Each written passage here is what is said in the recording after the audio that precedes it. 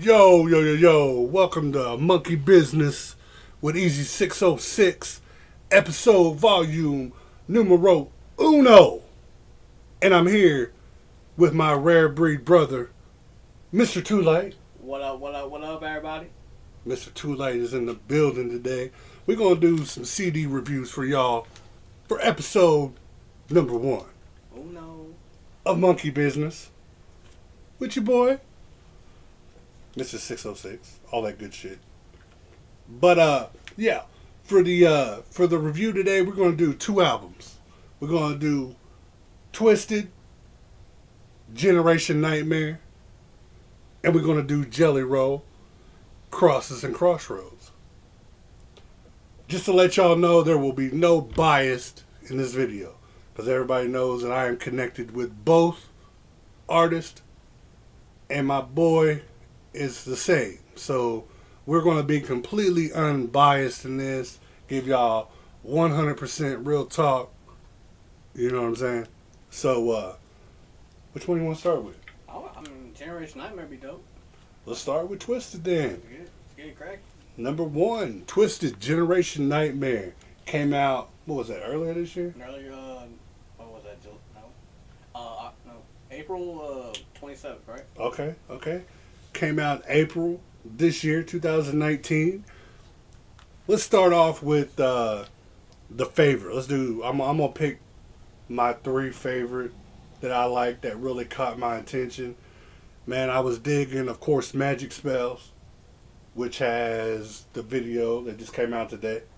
Fire. So, June 6th, the video dropped for Magic Spells. Make sure y'all check that out on YouTube. Number 2, Sick Mind. I was fucking with Sick Mind. I really like the concept of that Sick song. Mind. Number 3, Speak Of. There was a track called Speak Of that I really fucked with on there. And if I had to give out an honorable mention, it would have been that Venomous 5 Strike. You know what I'm saying? I just didn't want to put that in the top 3 because it was more of a Venomous 5 song and not just Twiztid. Right. But Axe, shout out to my homeboys. Shout out to my brothers. My fat bastard brothers, man. I love y'all to death. All the Zulus doing their thing. Zulu life. Yeah, Zuligans, for real. What was your 3, baby? My top 3 was something new. Because I like how they brought in, you know how when you see Mono go live all the time, he's talking about he's from the 40s, right? Gotcha. Like, dun, dun, dun, dun, dun, you know, I like that, like, he brought that in the mix. So I'm like, that's cool, you know what I mean? Something new was definitely one of them. For the Nightmare Children for number 2, I was digging that song I listen to that song like every day as well. And Live Forever, the intro. Hell yeah. Definitely. That was definitely. Let's see. Anything, I would say, if I had anything against the album, there was a few songs I really couldn't get into because of the fact that the beats had so much going on. There was a lot of different sounds and a lot of different things going on at once, and I felt like I was overwhelmed. You know, I think the ones I really enjoyed were the more laid out beats where they just kind of, you know, they were kind of low key beats and they just kind of ripped it. You know, those are my favorite type of tracks. Nothing against the new stuff, you know, it was dope. But I think some of it just had too much going on. But I mean, is there anything you felt that you would have liked a little better, or any critiques? Really, it's like the song "Don't Be Hating." It's like, don't be hating. I don't know. So I mean, I feel like we heard that. You know what I mean? Yeah. I feel like that's all right. But other than that, I mean, that's really my main. I did put down Magic Spells, but then after seeing the video and seeing how it came together, so I just said it was overplayed. So I was playing it a lot. Yeah. But I feel like that the video matches the song perfectly now. Oh, the video was dope. It was sick. I love it. I like how they used more of your everyday people in the video. It wasn't just geared directly at juggalos or one specific type of person. They had like a multi, you know, different nationalities. They had all different types of people in the video. I like that. It really shows that they're trying to broaden their horizon, man. They're trying to appeal to more people. Oh, yeah. A lot of people would say it's a sellout or whatever, but I don't see it that way. You Can I add something real quick to that? Go ahead. I feel like, it's crazy how Twiztid is actually, the name's getting out there from Warped Tour till now. Because, like, my family knows about them now. Oh, yeah. It's like... They're becoming more of a household name. Right. Like, you can go back in the day when they were with Psychopathic and it was like, ICP, oh yeah, Twiztid, da-da-da-da-da. Right. Most people considered them, as one, as ICP and Twiztid. Right. But since they've left and started Magic Ninja and they're starting to branch out with their sound, it seems like they're being more accepted at other places. Right. And they're doing the tours, the Warped Tour. They're accepted by the grungy pop, more teeny bop type of bands. Right. Not to, no offense, but and then the inclusion of Draven into the group too, like, has made a hell of a difference with their live show. Like, the drumming game is being killed, Right. Draven's killing it. He's a for hell sure. of a drummer. For sure. So overall, like I said, no bias. Overall, I would give it like a 7 out of 10. 7 out of 10? I think that's where I would go with it, as far as a rating system. Just for the fact that, like I said, I felt like some of it was too overwhelming. Right. But solid project, for real. Solid, definitely. What do you think? I'll give it a 7.4. 7.4? Just because, like, I do like how they're doing the rock mix, with the rap. Because with Twiztid, you don't know what you're going to get with their albums. They can come out a whole rock album and still be hot, you know what I mean? Exactly. But. All right. So, me, I went with a 7 out of 10. Two Lite said 7.4 out of 10. We was pretty damn close. So, on to the next one. We're going to go with Crosses and Crossroads with JellyRoll. And first and foremost, like I said, no bias. People may be like, oh, you motherfucker, that's your people. No. It was fire. It was fire. Everything that the man does has been crazy. My favorites, top 3, Same Asshole, video, dope, concept, dope, everything he's talking about, relatable. R.I.P. to Buddy DeFord, JellyRoll's father. He'll be deeply missed. Like I said, R.I.P. to Buddy. Number 2 track, let's see, Girls Just Want to Have Fun. Like, that was a really, when I saw the track, I was like, man, this kind of, I don't know how I'm going to feel about this. This might be kind of corny. But, hey, they killed it. Like, really, that song was dope. It had a good vibe to it. You know what I mean? Especially, definitely a song to drink to. More, most that. Let's see, number 3, Love the Heartless. Love that song, 100% relatable. Everything he was talking about, you could just feel it. Right. That's one thing about Jelly. Jelly's a storyteller. Yeah. You can sit back and listen to a Jelly song and you know what he's feeling. You can feel what he's feeling. He conveys that emotion in his music. Every therapeutic music album he did, it was like, wow, it was some of the most relatable material I've ever heard in my life. Right. Just because I knew where he was coming from, you could feel that shit. Right. If I had to do an honorable mention, Double Crown. I really enjoyed the song Double Crown. I definitely got to give a shout out to one of the tracks. It was definitely a fire track. Like I said, the whole album was dope. I didn't have any songs that I in particularly didn't care for. But the song Sunshine After the Rain featuring Bailey, Jelly's daughter. Oh, yeah. No, little girl killed it. Yeah. She came in there and straight rapped her ass off. Right. And was telling a story about her mom.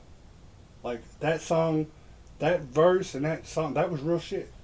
She was talking, the little girl has seen a lot in her life. Mm-hmm. With her mom being an addict, and, a lot of people know the story if they follow Jelly. Right. And shit that little girl's been through, and it was crazy to hear that song. For an 11-year-old girl, she killed it. Right. I see some potential there, man. I see it.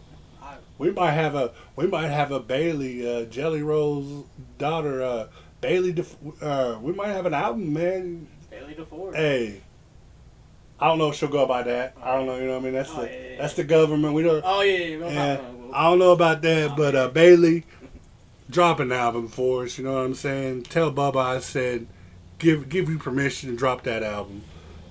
You know what I'm saying? Shout out to Jelly. Shout out to Bunny. Shout out to the whole family. Love y'all. Hey, Gabe, forever. Um, I say like I said, every song was dope. I mean, what's your opinions? Man, every song on there is straight fire. I listen to that song. I listen to that CD like every day.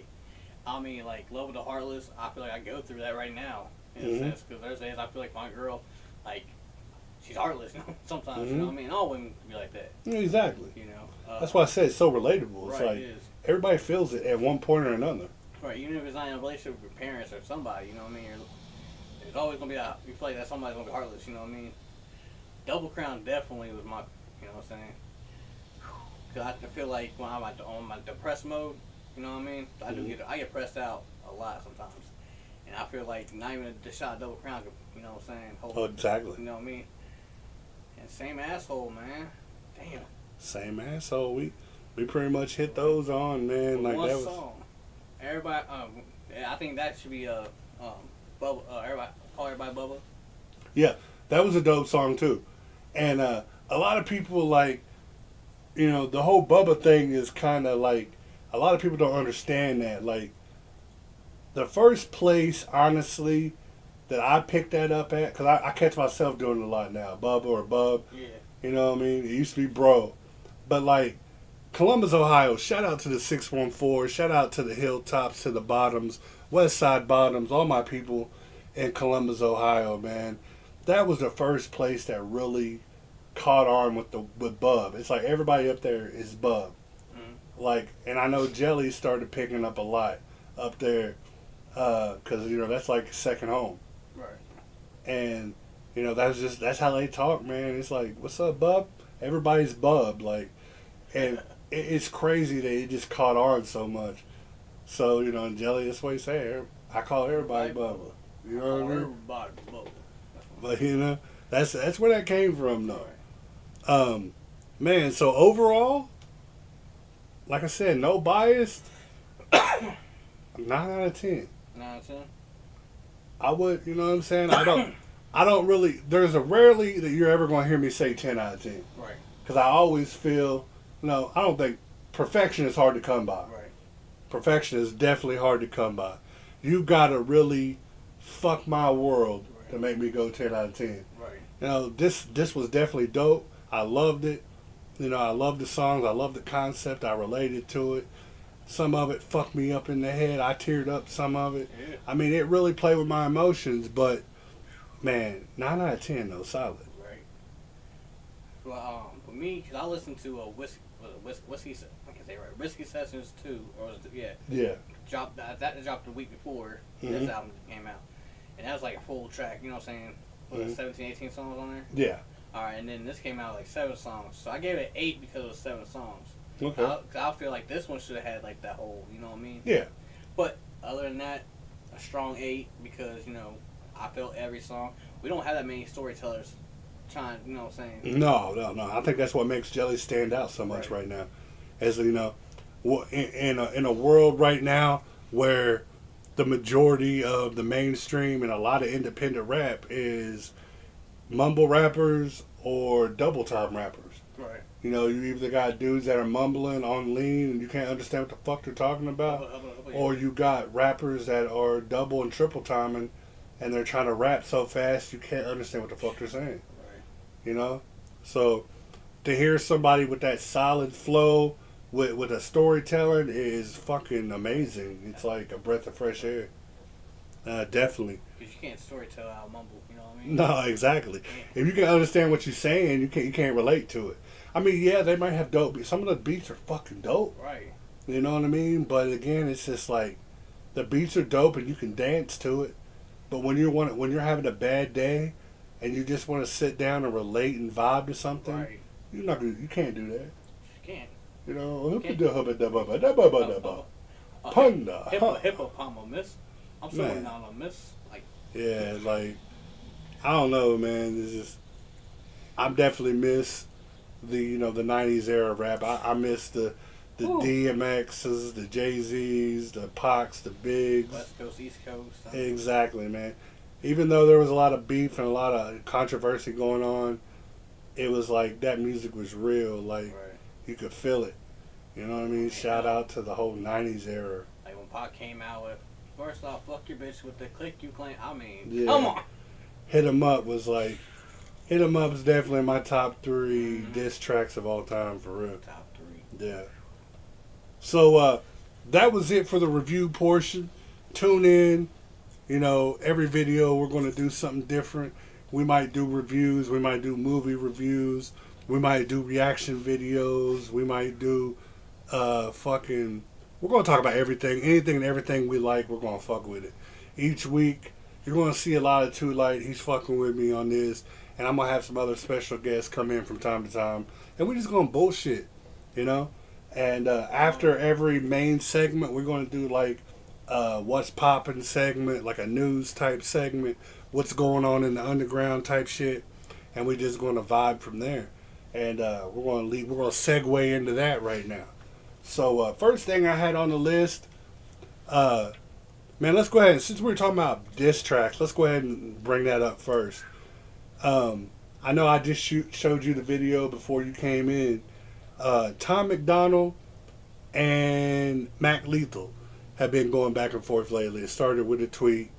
Mac Lethal said something to the lines of, the white rapper talking about white rappers being oppressed or white males being oppressed is garbage. And Tom McDonald, I guess, felt some sort of way, like he was calling him out for that new video he dropped.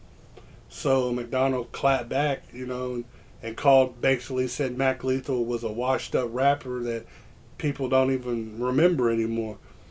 Sparked a little controversy. Tom McDonald threw the first shot, and I mean, it was fire, man. It was a very solid delivery, very solid track, a video. Reminded me a lot of shades of MGK and Eminem, with the whole beat and delivery. Right. It felt like he MGK'd him. They had beef and he fucking threw that first shot. Like, hey, most motherfuckers, you got beef, they're going to go back and forth on Twitter. Yeah. Tom McDonald said, fuck it, I'm going to MGK you. I'm just going to take a jab. I'm going to take the first shot. And he came out with a very solid first shot.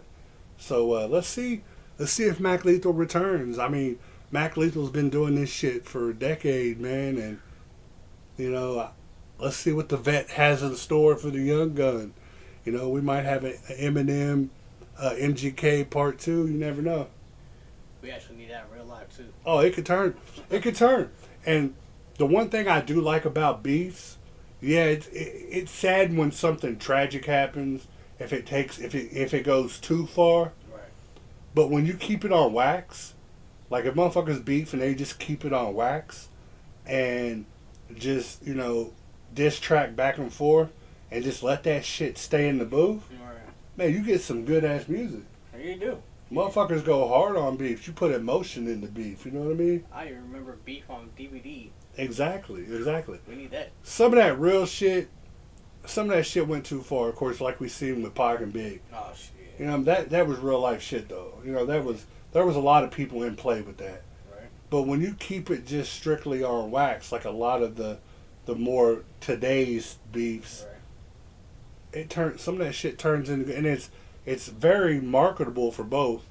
Like it's very good for both artists because you're getting all new fans. Right. You might diss, like Tom diss and Mac.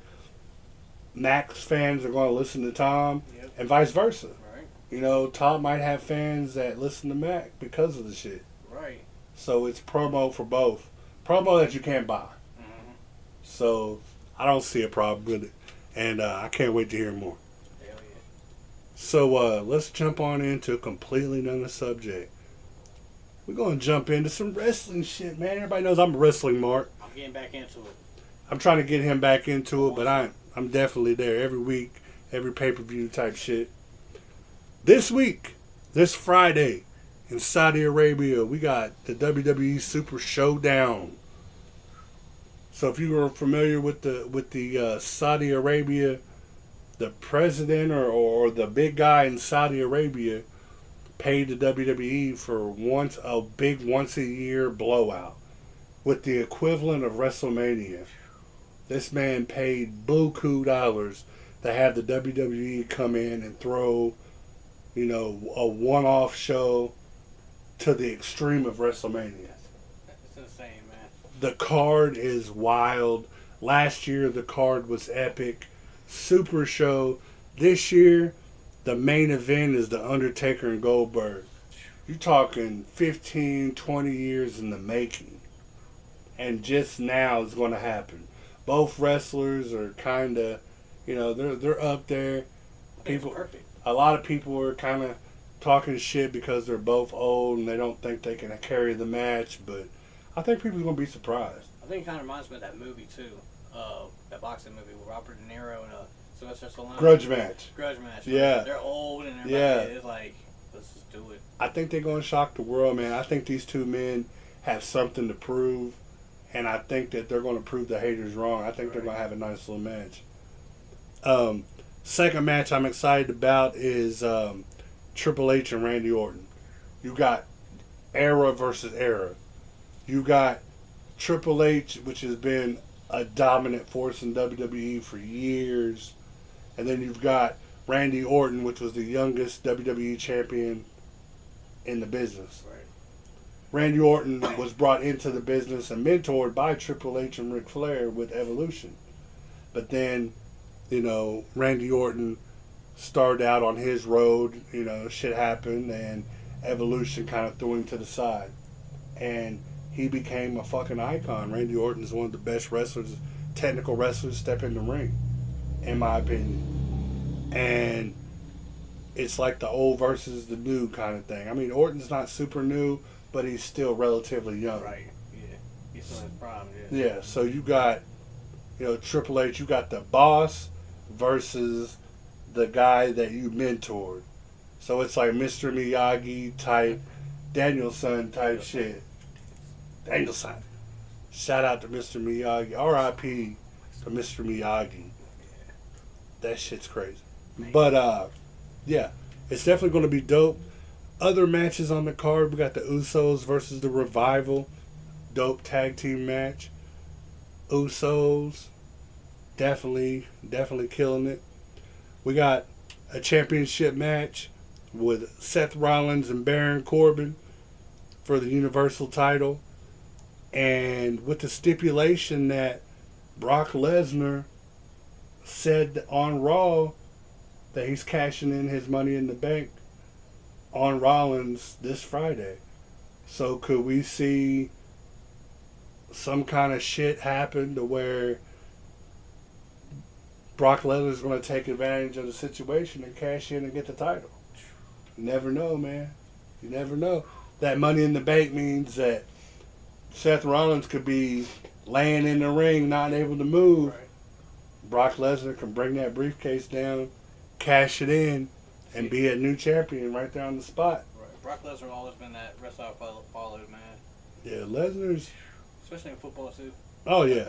Lesnar's a beast in everything he does. That's why he's a champion at multiple levels. I just wouldn't piss him off ever. Like, if I see him at a gas pump. Oh, yeah, exactly. I just say, hey, bro. Exactly. Then we have Kofi Kingston versus Dolph Ziggler for the SmackDown title. It's going to be a dope match. Both guys have a lot to prove. They're going with that whole underdog type card. Kofi just now won the championship. He had been passed over for about 11 years, and he played the whole underdog at WrestleMania. Lived his dream, became the champion. Took him 11 years to do it. It was a big underdog story. Now you got a guy like Dolph Ziggler, who's also in that same boat, that has been working his ass off the past decade and has kind of always been overlooked. Right. So Dolph Ziggler feels like that this is his time.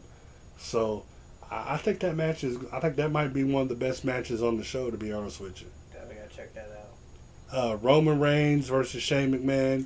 I think that's more going to be like a filler match.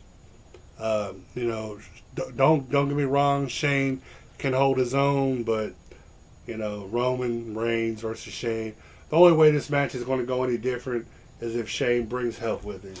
If Shane cheats somehow, which happens a lot. Then we got the Demon, Finn Balor. Not regular Finn Balor. We got the Demon Finn Balor. Actual demon? Huh? Actual demon? The Demon Finn Balor. Like, Finn Balor, when he comes out without the paint, he's just regular Finn Balor.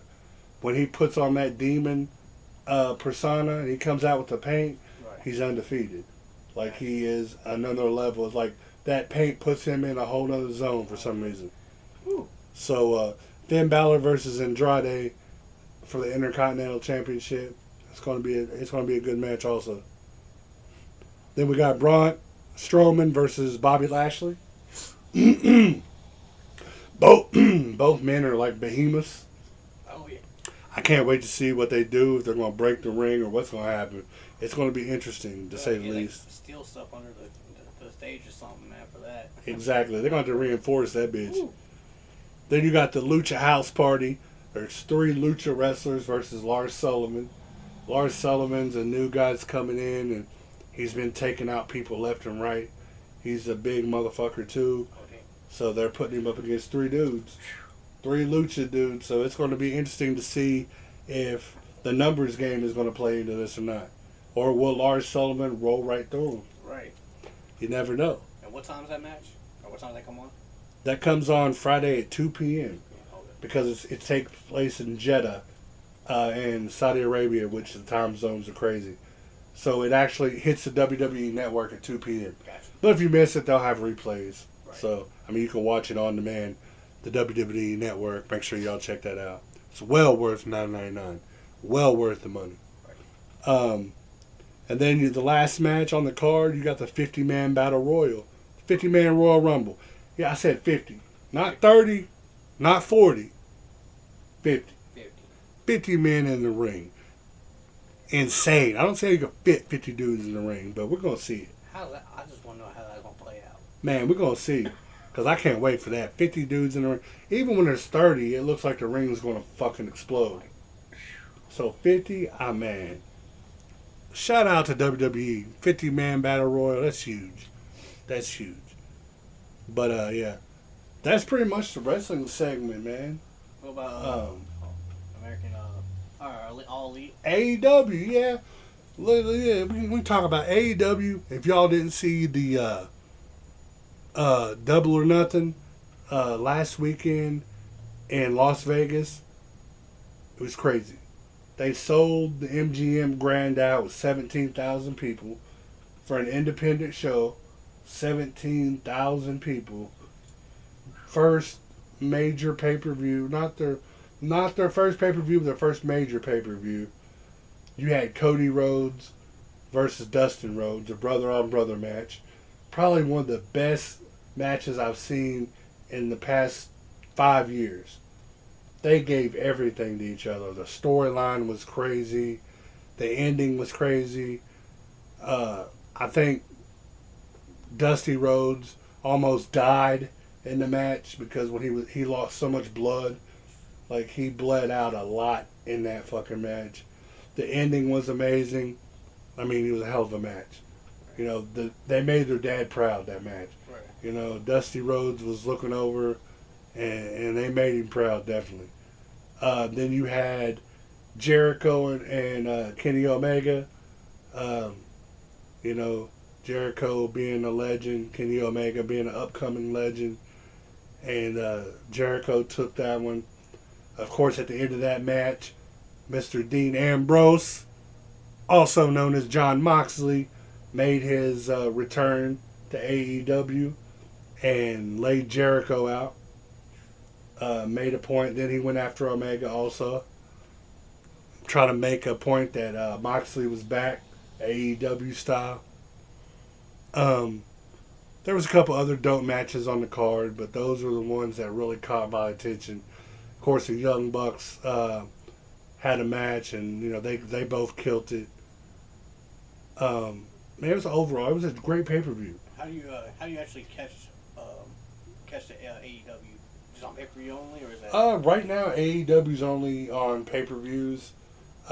They just got a TV deal with TNT, Okay. so I say by the end of the fall, around August, September, they'll have a weekly episode on TNT. That'd be cool. Yeah, they just landed a pretty big deal with TNT.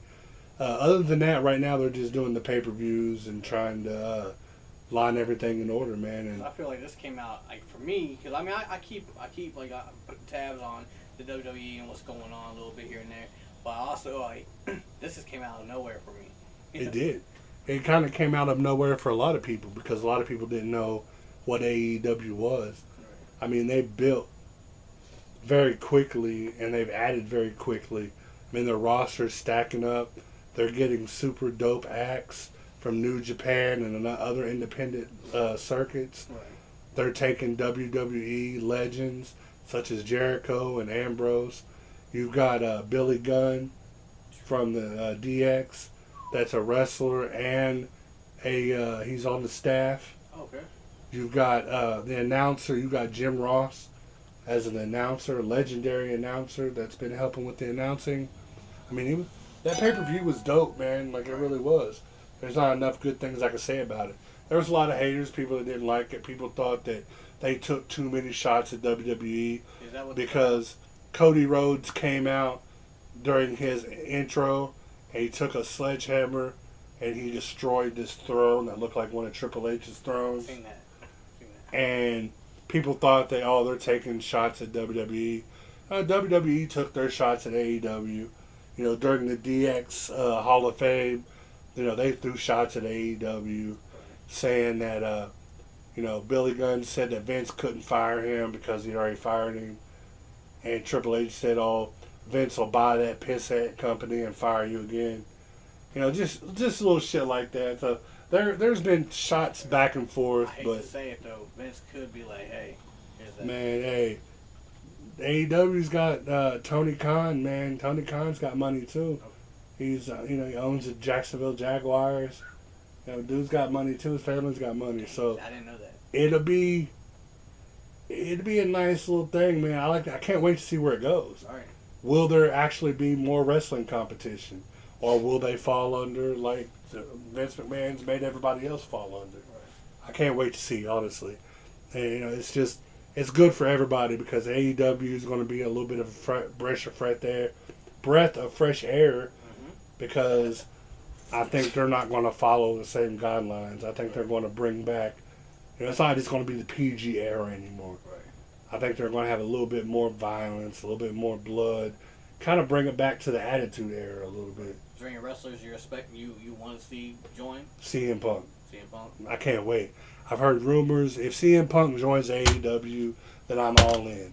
As they say, all in, all elite is all in. That's what they say. That's their catchphrase. They're all in. If they sign CM Punk, I'm all in. Gotcha. Can't wait to see that happen, man. He had a UFC stint for a while. Yeah, unfortunately, his UFC stint was kind of whack because I think he lost both fights. Yeah. He wasn't meant to be a fighter. I think he's a natural entertainer. Yeah. So I think he should have stuck with pro wrestling for When sure. he was For in sure. Chicago, I heard he fought a lot growing up. Yeah. Most definitely. Maybe a fighter in the streets, but not in the octagon. Right. Yeah. Shout out to CM Punk. Man, I want to give a quick shout out to something I watched today on Facebook that I've been following. One of my homies and fellow wrestling Mark out there, even though we have our wrestling differences, my dude Jay Roman from Menace to Sobriety has been fighting the city he's from, Piqua, Ohio, about they have been fucking them over royally on their utilities. They've been getting outrageous utility bills for no reason. Like, very high, up in the $1,000 marks of utility bills for no reason. And nobody can explain to them what's going on. So Jay and a lot of fellow people from Piqua made a page and took a stand and started going to these meetings and stuff, these committee meetings with the city. And I watched the video couple weeks ago where he pleaded the case. And I guess I watched one today where he absolutely annihilated somebody on that board. I mean, this dude, Jay, was going in. Because I guess some of the board members had said some foul shit out in public and was calling Jay and the other people like idiots and stuff. And like just being really rude and lying and stuff like that. And Jay called him out. If you watch this video, like Jay called him out. He's like, look, shut your mouth. You may intimidate other people, but you're not intimidating me. Like, I don't have to take this shit. For you. Yeah. There was doubt, and I applaud the shit out of dude for standing up for himself, man. Don't let the fucking government, don't let these cities bully you around and take advantage of you. Like, stand up. And this dude can be an inspiration to a lot of people in that same position in other cities. It's not just Piqua, Ohio. There's people all over the country that these little small cities are running over their people, like, with outrageous bills and laws and fucking statues and shit like that. It's fucking nuts, man. Stand up for yourself. Don't let the government run over you. That's for real. Shout out to Jay Roman once again. I just want to say that. Man, what other news? What else is going on that you want? Anything you could think of? I got an apartment. This motherfucker finally got another place. Shout out to him. Finally got another place. So, Two Lite is on the come up, y'all. On the come up. Two Lite's on the come up. Rare breed as a whole is on the come up, man. We got so much new shit going on. We got the podcast that you're watching right now. Hopefully, if you're watching it. By the way, if you're watching this, hit that subscribe button. Hit the notification button. Share the videos. Tell all your people. Monkey Business is the spot to be. I want y'all to check these out. Leave comments down below. Anything you want to hear us talk about. Any topics, any questions, any fucking disses. If you want to call me a fat bastard, or if you want to call him a Mexican, whatever, man. Just leave the comments below. We'll address the shit. If you're hating, then we'll probably just look over you because we don't have time for that shit. But hey, we're glad to hear from everybody. We love y'all, definitely. So hit that subscribe button, hit the notification button. I'm gonna try to post something every week. These podcasts will be done bi-weekly. So the longer podcast will be bi-weekly, and I'm going to be posting smaller stuff here and there, reviews, shit like that here and there during the week to give y'all something to get through the weeks until the next podcast. But yeah, that's the channel, man. That's it. Of course, I got to throw some shameless merch plugs in there. Make sure y'all check out my shop, the 606shop.com. Check out the link. I'll have the link posted below and right at the bottom of this screen throughout the whole episode. The 606shop.com. Make sure y'all check that out. Grab y'all some merch. I got t-shirts, charms, hat pins, posters, CDs. We got beanies coming. We'll have hoodies. We got anything y'all want. If you don't come to the shop, hey, we'll come to your mama's house. Exactly. This is an example. One of the new shirts. Woo, damn. EZ SIXOSIX, Kentucky original. This is in orange. You can get them in any color you want. Any color is available. Just hit me up on the shop or hit me up on Facebook. Let me know what color you want and I'll take care of you. Sizes all the way to 6X. We cater to the big boys like me too. Make sure y'all check this album. If y'all ain't checked this album right here, make sure y'all check it out. I just restocked it. We got the brand new version 2 of this album right now. Make sure y'all check it out. It's all wrapped nice and pretty for you. We also have both comp albums still available. 2 Lights featured on the first comp. Make sure y'all check them out. We still got copies of those available. Usually, I think once those run out, they will be gone. You can catch it on DatPiff. If you don't have the extra cash and you want to support, hit me with a download on DatPiff. I'll put the links and everything below. All my social media links will be below, and the information, the DatPiff site, any information you want. My Spotify, a lot of people likes to stream.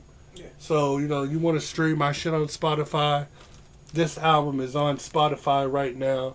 Go hit play, add it to your playlist, follow me, all that good shit. What else? iTunes. If you got an iPhone and you want to download the album in iTunes, it's on iTunes. It's on all major platforms. All of our upcoming releases will be on all major platforms. I've got 2 projects underway this year that will be out ASAP. Alan Turner's working on the project that will be out ASAP. We got music videos underway. 2 Lights working on new material. I think we're going to start another comp here in the next month or so. So, new music's underway, visuals underway, new merch is coming out every month. Every month I'm going to drop something new on y'all. Whether it's a t-shirt, poster, sticker, fucking hoodie, women's clothing. You never know. You never know what I'm going to drop on you. Even I might the drop a booty condom shorts. line on them. Talking about the booty We shorts. got booty shorts coming. 2 Lights said he's going to model for one video, I but got you. that's going to be between y'all and him. So hit 2 Light up if you want him to model them booty shorts for you. I take because- tips too. Yeah. We take tips. We take donations. If you want to donate, hit the PayPal. All that good shit. You know what I'm saying? This has been Monkey Business. EZ SIXOSIX. 2 Light. Until next time, fuck with us. Hit that subscribe button. If you don't, I'm going to come see you in your sleep. I'm going to rape your face in your sleep. I'll eat your ass. 2 Lights said he's going to eat your ass. West Boat. And he'll do it. Peace.